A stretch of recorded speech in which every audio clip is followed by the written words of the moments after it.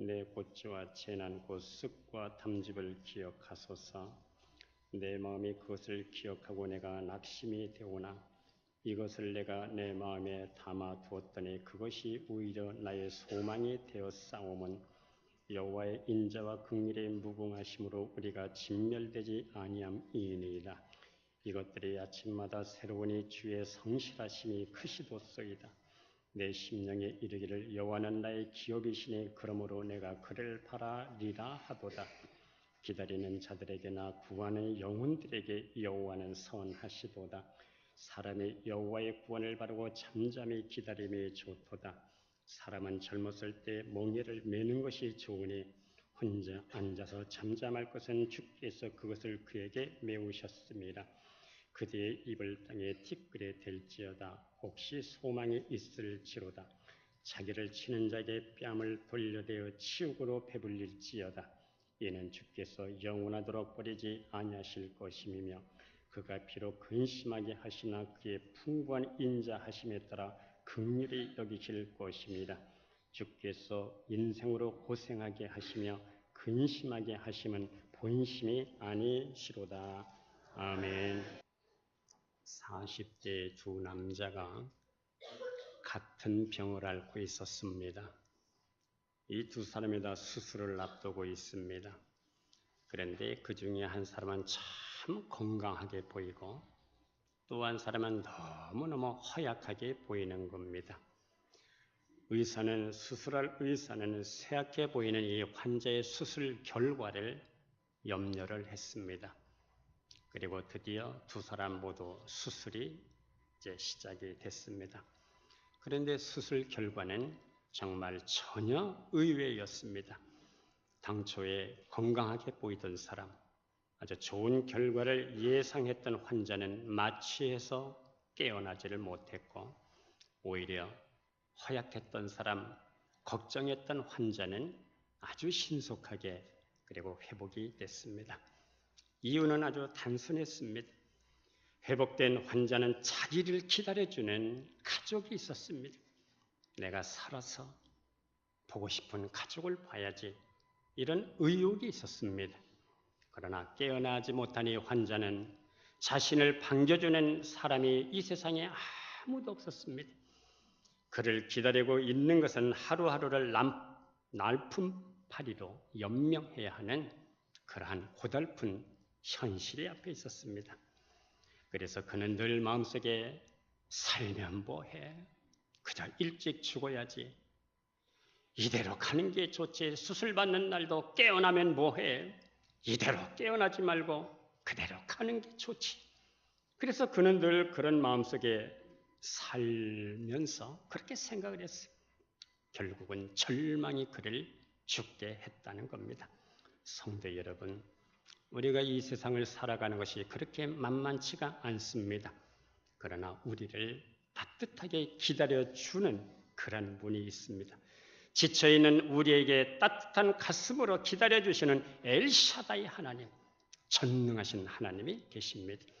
우리가 로마서 15장 13절에 보면은 소망의 하나님이 모든 기쁨과 평강을 믿음 안에서 너에게 충만하게 하사 성령의 능력으로 소망이 넘치게 하시기를 원하노라.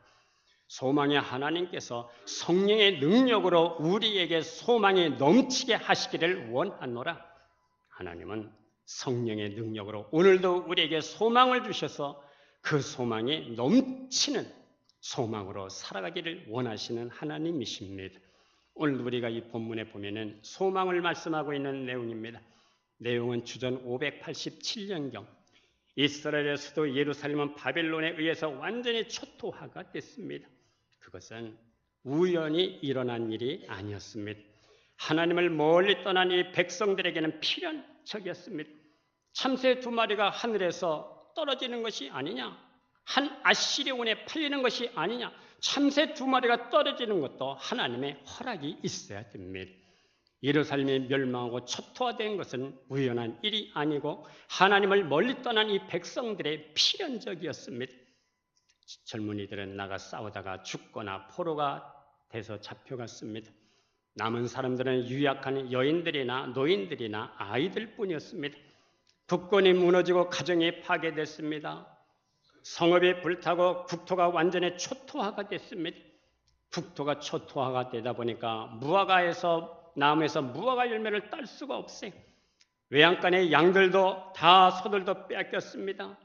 외양간의 소의 울음소리도 양의 울음소리도 이제는 그리운 추억이 됐습니다. 이 본문은 이러한 폐허 속에서 현장에서 쓴 그러한 내용입니다. 예레미야 선지자는 폐허의 현장을 보니 얼마나 낙심이 되고 얼마나 절망이 되는지 오늘 19절에 보니까 하나님이여 내 고초와 재난 곧 쑥과 탐즙을 기억하소서.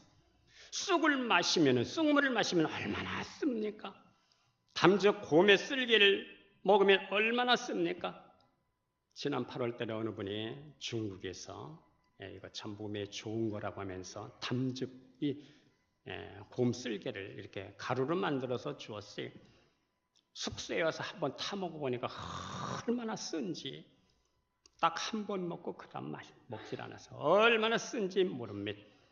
고초와 재난이 이 쑥물처럼 탐즙처럼 그렇게 괴롭더라는 겁니다.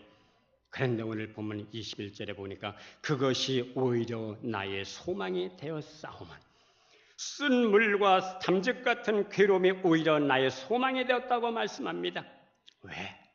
왜 고초와 재난과 쑥과 탐즙 같은 이 고통이 오히려 나의 소망이 되었다는 것입니까? 소망을 품을 수 있는 근거가 어디에 있느냐는 겁니다. 그것은 먼저 하나님의 인자하심 때문입니다. 오늘 보면 22절에 보니까 여호와의 인자와 긍휼의 무궁하심으로 우리가 진멸되지 아니함이니이다. 우리가 죄를 범해서 비록 포로로 잡혀가서 이 고생을 하고 있지만 완전히 진멸되지는 않아. 이유는 역사의 주인이신 하나님의 인자심과 긍휼 때문이야.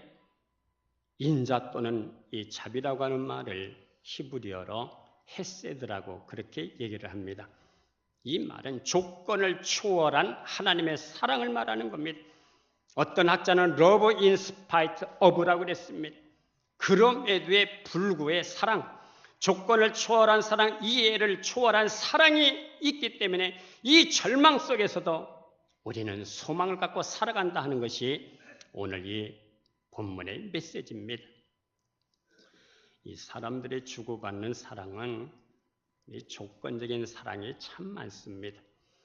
월남전이 끝난 다음에 전 미국인을 슬프게 만든 한 사건이 있었습니다. 보스턴 근교에 사는 어느 가정에 전화벨이 울렸습니다.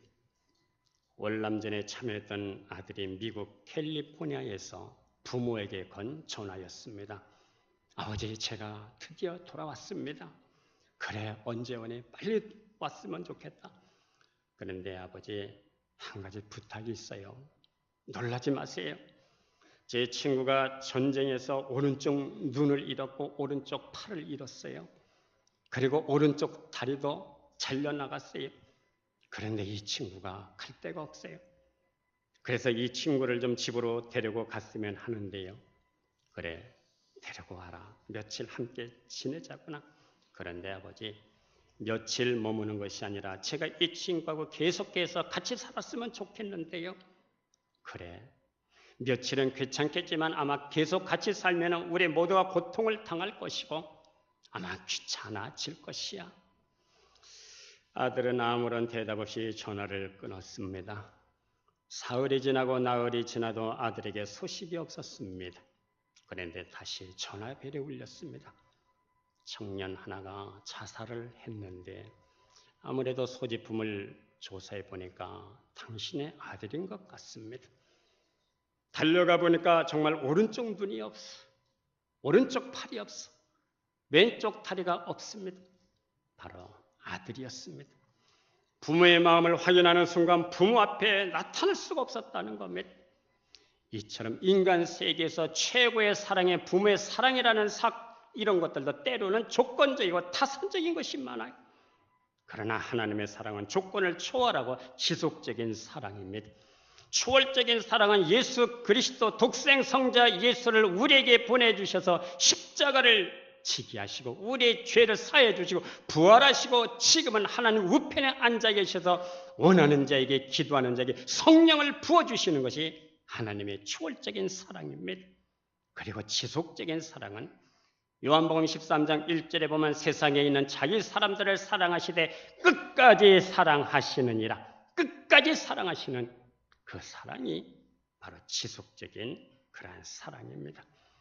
만일 하나님께서 우리를 조건적으로 사랑하신다면 이 자리에 앉아 있을 수가 누가 있겠습니까? 하나님께서 죄를 지을 때마다 우리 목을 치신다면 우리의 목이 100개라도 아마 부족할 겁니다. 우리가 로마서 5장을 보면 하나님께서 우리를 사랑하셨는데 연약할 때도 사랑하셨고 죄인 되었을 때도 사랑하셨고 하나님과 원수가 돼서 거꾸로 갈 때도 우리를 그렇게 사랑하셨습니다. Love in spite of, 그럼에도 불구하고 우리를 사랑하셨습니다. 이렇게 우리를 대하시는 하나님의 인자심 때문에 쑥물과 탐죽 같은 이 고초와 재난 속에서도 오히려 하나님이 하시는 일이기 때문에 소망이 있다는 겁니다. 그리고 또 하나 소망을 품을 수 있는 근거는 하나님의 긍휼하심 때문입니다. 긍휼이 뭡니까? 긍휼이란 저주받아 마땅한 이 대상을 저주를 중단하고 오히려 불쌍하게 여기는 마음, 그것이 바로 긍휼입니다.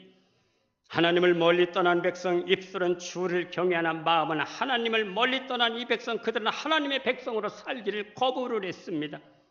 그래서 하나님의 심판은 필연적이었고 당연한 것이었습니다. 그래서 하나님은 때로는 징계로, 때로는 전쟁으로, 때로는 기근으로, 때로는 전염병으로 백성들을 때리지 않을 수가 없었습니다. 때리다가 그 손을 멈추시고 불쌍한 마음으로 쳐다보는 마음, 그 마음이 바로 긍휼입니다. 그 백성들은 긍휼이 여겨져서 포로가 되게 하셨지만은 포로를 지켜주시고 이제는 때가 돼서 다시 시온 땅으로 돌아오게 하시는 것이 하나님의 긍휼이었습니다. 시편 126편은 포로들이 다시 시온 땅으로 돌아오는 기쁨을 적은 시입니다. 여호와께서 시온의 포로를 돌려보내실 때 우리는 꿈꾸는 것 같았도다. 그때 우리의 입에는 웃음이 가득하고 우리의 혀에는 찬양이 찼었도다. 이 포로들이 다시 시온으로 돌아오는 것은 하나님은 긍휼이 풍성하신 하나님이기 때문에 오히려 소망이 있다는 말씀입니다. 오늘 본문 23절 말씀에 이것들이 하나님의 인자와 긍휼의 아침마다 새로운 주의 성실하심이 크시도소이다. 하나님의 인자심이 계셔서 하나님의 긍휼하심이 계셔서 우리는 소망이 있습니다. 하박국 선지자, 이 선지자는 이스라엘이 곧 멸망한다는 이 메시지를 듣고 하박국 4장에 보면 창자가 흔들렸어요. 목소리가 떨렸어요. 입술이 떨렸습니다. 창자가 흔들리고 입술이 떨리고 목소리가 떨리는 가운데 그는 이렇게 기도합니다. 주여 진노 중에도 긍휼함을 잊지 마옵소서. 하나님은 진노 중에도 우리를 불쌍히 여기시는 그 긍휼 때문에 우리에게는 내일을 기대할 수가 있는 거예요. 내일에 대한 소망이 있는 겁니다. 할렐루야. 이제 두 번째, 하나님은 선하시기 때문에 소망이 있다고 말씀합니다. 24절 25절에 보면 내 심령에 이르기를 여호와는 나의 기업이시니 그러므로 내가 그를 바라리라 하도다. 기다리는 자들에게나 구하는 영혼들에게 여호와는 선하시도다. 여호와를 기업으로 삼는 사람들, 하나님은 그를 다듬고 손질해서 선하고 유익한 길로 인도하신다는 말씀입니다.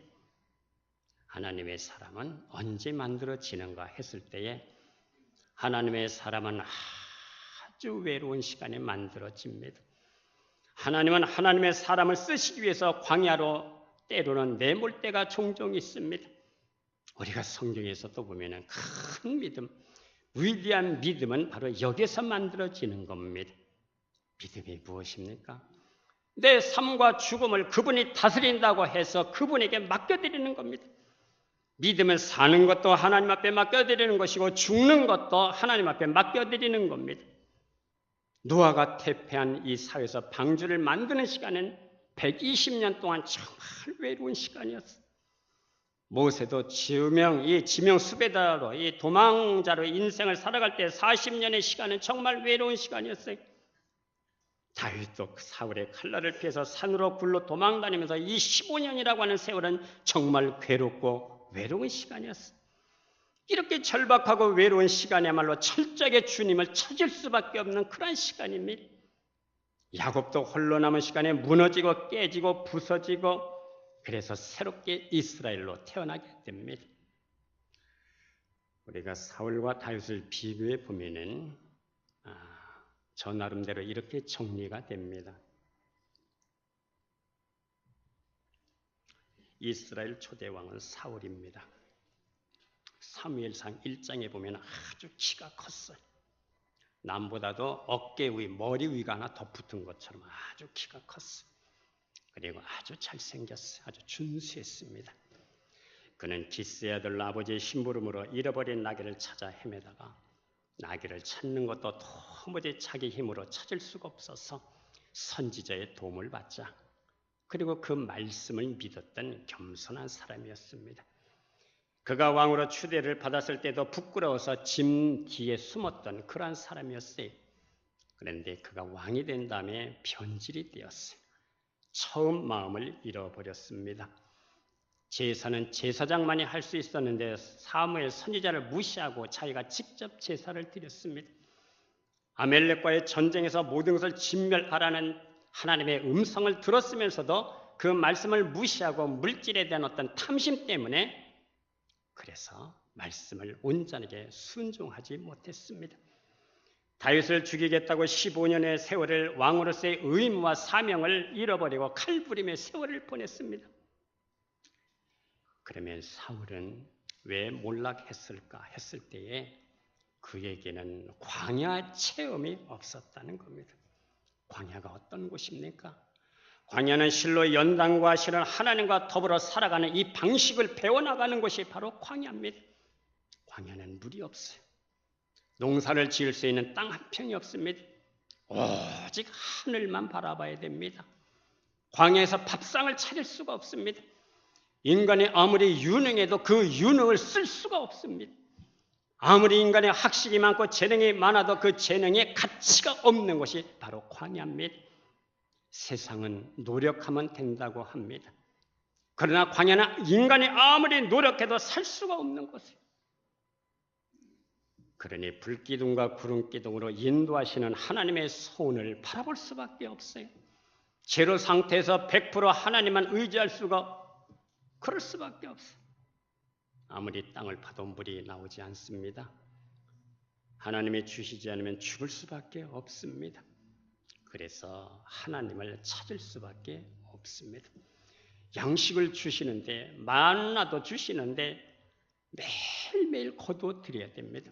일주일치 한 달치가 아닙니다. 매일매일 이 양식을 거둬들이면서 내일도 하나님이 주실 거라고 하는 이 기대를 갖고 살아가야 됩니다. 하나님을 바라봐야 돼요. 날마다 시간마다 순간순간마다 하나님의 은혜를 갈망할 수가 없어요. 갈망할 수밖에 없어. 하루하루가 절박한 겁니다. 그러므로 광야는 하나님의 존재와 인간의 존재가 만날 수 있는 곳, 음성과 음성으로 대할 수 있는 곳, 하늘의 존재와 인간의 땅의 존재가 만날 수 있는 곳입니다. 그런데 사울은 하나님을 찾을 수밖에 없는 이 외로운 광야를 경험하지 않았다는 겁니다. 사울은 자기를 내려놓고 포기하고 예수 그리스도와 함께 십자가에 못 박혀 하나님을 찾을 수밖에 없는 이 광야 경험이 그에게는 없었어요. 그는 어느 날 하루아침에 왕으로 세워졌습니다. 그러나 광야를 통과하지 않았기 때문에 그는 쉽게 무너진 겁니다. 광야에서 들려오는 이 하나님의 음성을 듣지를 않았기 때문에, 들은 경험이 없기 때문에 창조주 하나님의 말씀을 아주 우습게 생각했어. 아주 경히 여기고 가볍게 여긴 겁니다. 그래서 몰락한 겁니다. 그런데 다윗을 보면은 그는 베드웬 쪽입니다. 들판에서 천막을 쳐놓고 사는 그런 사람들입니다. 다윗은 들판에서 양을 치면서 살아온 사람이고 아버지의 양을 지키기 위해서 공과 사자와 싸우는 일도 주저하지 않았어요. 양을 해치는 짐승들을 막아내기 위해 들판에서 수도 없이 돌을 던졌어요. 돌을 던지는 연습을 한 사람입니다. 다윗은 아버지의 심부름으로 블레셋과 전쟁하고 있는 형을 묘원에 갔다가 거기서 이스라엘을 모욕하는 이 적장 골리앗과 부딪히게 됩니다.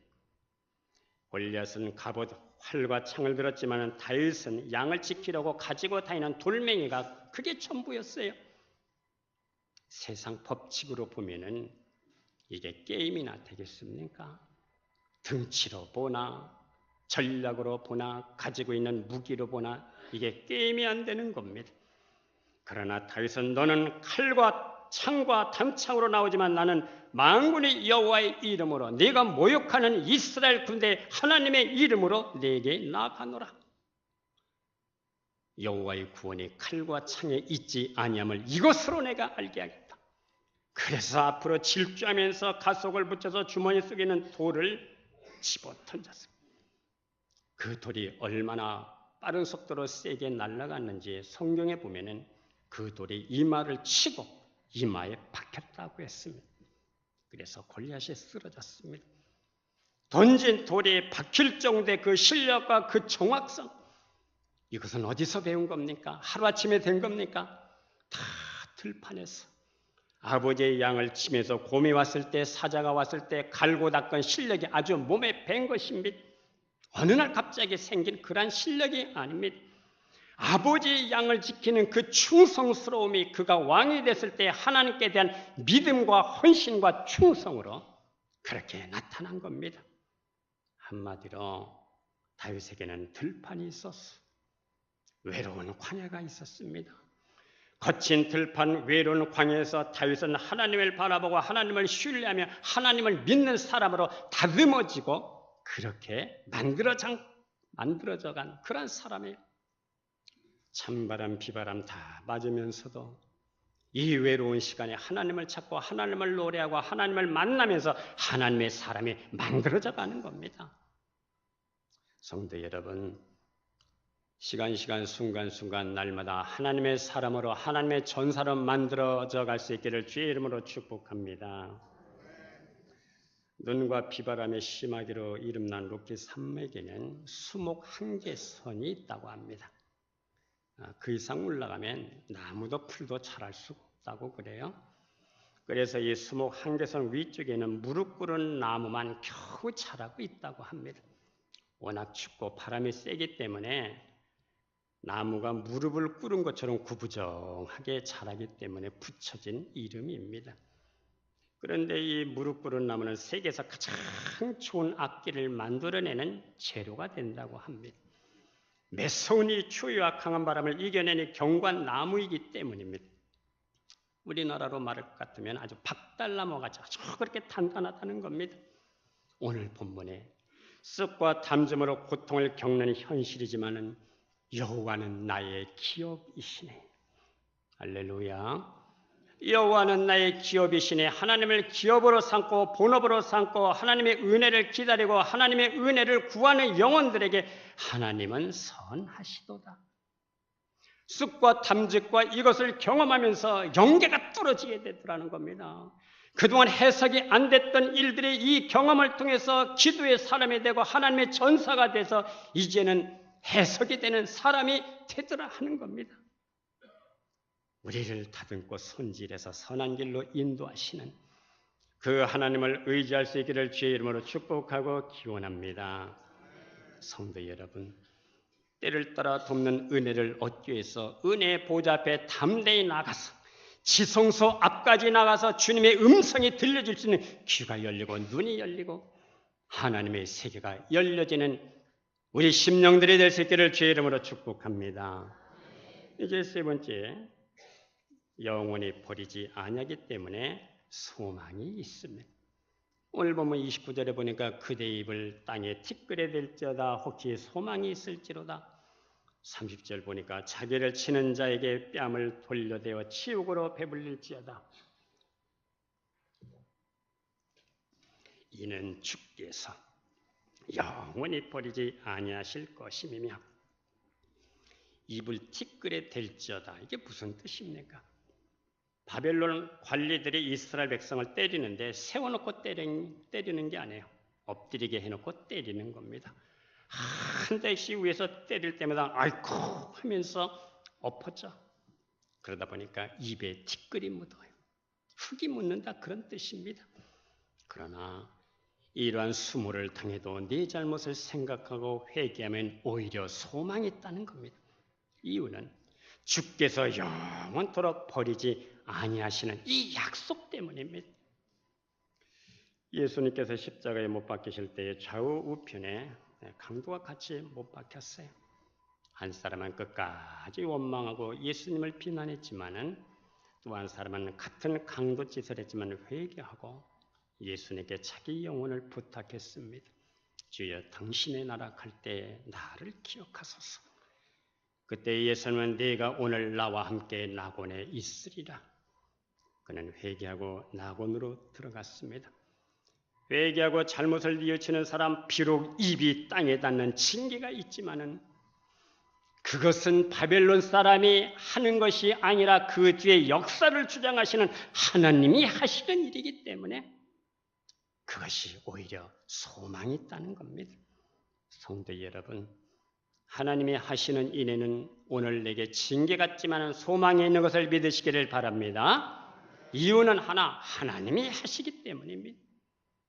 오늘 33절에 주께서 인생으로 고생하게 하시며 근심하게 하시면 본심이 아니시로다. 하나님께서 택한 백성에게 이 고통을 주시고 이 고난을 주시는 것은 하나님의 본심이 아닙니다. 이것을 통해서 하나님의 백성으로 만들어가는 겁니다. 땅을 찾아 그렇게 헤매던 인간들의 하늘을 바라보는 백성으로 만들어 가시는 겁니다.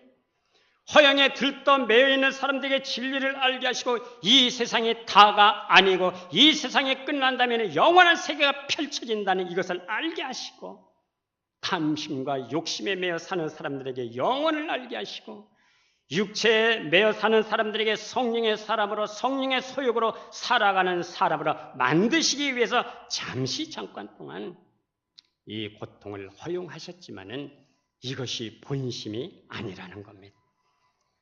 우리가 시편 30편 5절 말씀에 그 노여움은 잠깐이요 그 은총은 평생이로다.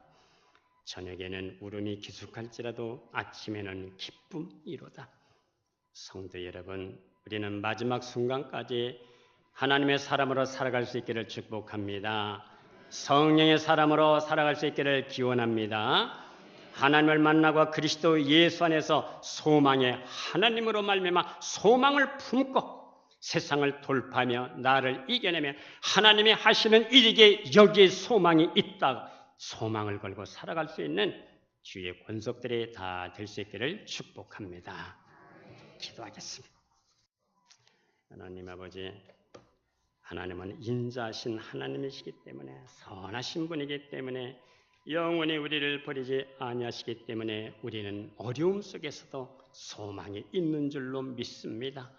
모든 것들이 필연적이어 하나님의 징계일지라도 하나님이 하시는 일이라면 거기에 소망이 있는 줄로 믿습니다. 소망의 하나님이시기에 우리에게 소망을 주시기에 이 소망을 품고 세상을 이겨내며 돌파하며 승리로운 삶을 살아갈 수 있도록 우리 모두에게 은혜를 입혀 주시옵소서. 예수님의 이름으로 기도드리옵나이다. 아멘.